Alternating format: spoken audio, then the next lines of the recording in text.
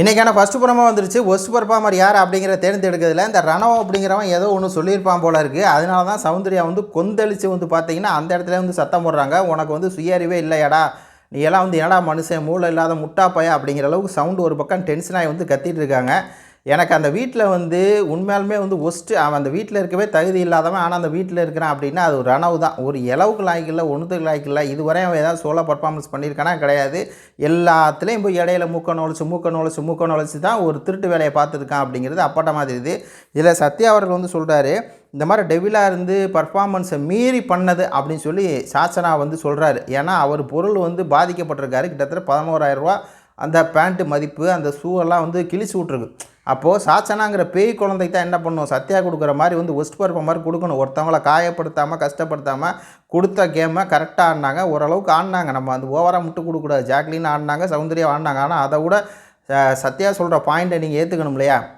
கொடுத்த டாஸ்க்கை மீறி நீ ஒரு வேலையை பார்க்குற அப்படின்னா நீ தானே ஒரு அப்படிங்கிறதானே ஒரு பிரச்சனை. அதை தான் பண்ணணும். ஆனால் என்ன பண்ணுறாங்க, முத்துக்குமரன், மஞ்சரி, ரணவ் இவங்கெல்லாம் வந்து ஒரு டீமாக இருந்துக்கிட்டு ஒரு வேலையை வந்து பார்க்குறாங்க அப்படிங்கிறது தெரியுது. இந்த டீமில் இருக்க வரையும் முத்துக்குமரன் கேம் வந்து ஸ்பாயில் ஆகிட்டே இருக்கும் அப்படிங்கிறது தான் ஃபேக்ட்டு.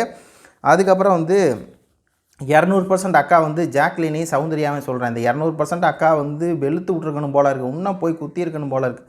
என்னத்த சொல்கிறது. அதுக்கப்புறம் முத்துக்குமரன் சொல்கிற இந்த டாஸ்க்குக்காக வந்து உழைக்காமல் இருந்தாங்களான்னா உழைக்கலையான்னு என்கிட்ட கேட்டால் எனக்கு வந்து தெரியாது. என்ன சொல்கிறாரு, இந்த டாஸ்க்குக்காக உழைச்சாங்களான்னு கேட்டால் தெரியலை, இந்த டாஸ்க்குக்காக உழைச்சாங்களான்னு கேட்டால் தெரியலையா. இந்த மாதிரி ஒரு காரணத்தை பூசி முழுகாமல் இவர் எப்போ பேச போகிறான்னு தெரியல. இதுதான் வந்து முத்துக்குமரன் நம்மளை பிடிக்காது. டேரெக்டாக அடிக்க வேண்டியதானே, நீ இப்போ கேம் விளாட்ல, பூசி முழு கேம் விளாட்ற அப்படின்னு.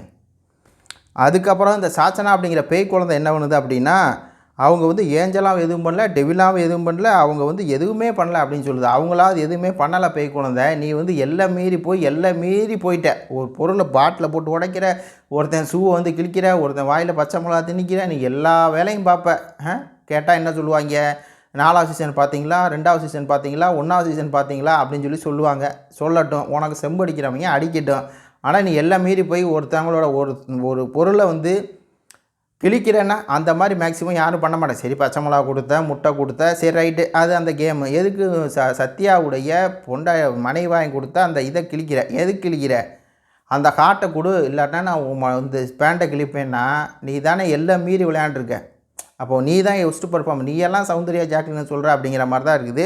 அதுக்கப்புறம் தான் ராணா வந்து சௌந்தர்யா வந்து சொல்லி ஏதோ சொல்லியிருப்பான் போல இருக்குது. இவங்க வந்து டென்ஷன் ஆகிடுறாங்க. சுய புத்தி உனக்கு இல்லையாடா, நீலாம் என்னடா எதுக்குடா வந்திருக்கிற அப்படிங்கிற மாதிரி பிடிச்சி திட்டி விட்றாங்க. உடனே வந்து நீ மூளையில் உட்காந்துருக்க, ஆனால் மூளை இல்லை அப்படின்னு பைத்தியக்கார மாதிரி பேசுகிறான். மூளையில் உட்காந்துருக்கிறதுக்கு மூளை இல்லதுக்கு எதாவது இதாக இருக்கா, பேசணும் அப்படின்னு சொல்லி பேசுகிறேன் அப்படிங்கிற மாதிரி தான் இருக்குது. லைவில் பார்த்துட்டு நான் அப்பப்போ அப்டேட் பண்ணுறேன். நம்ம சேனலை ஆதரித்து சப்ஸ்கிரைப் பண்ணி விடுங்க. நன்றி, வணக்கம்.